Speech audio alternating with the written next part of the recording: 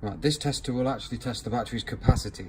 It will test any battery from 7 to 255 amp hour. Very simple to use. What we do is get the cables.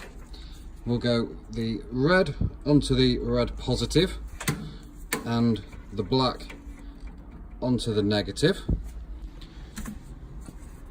Turn the tester on.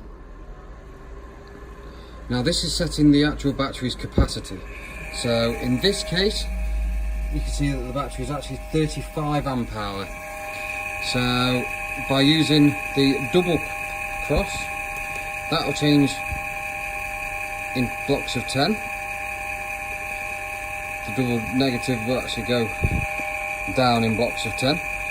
So we want to go to 35. The singular ones go in single units, so up to 35. And press the start button again. Now you want to leave that to actually test. If the battery needs charging before, it will show an LED here next to the charge before test. Right, once it's finished testing, the LED will change from discharge busy to discharge end, and it will show up the result. That's a percentage of the capacity that's actually left in the battery. Now, although that does say pass, our standard pass rate would be 80%.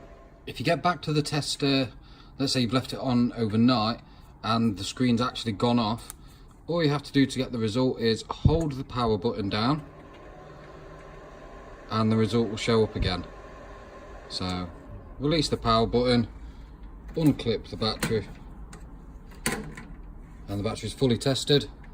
The tester's off, ready to test the next battery.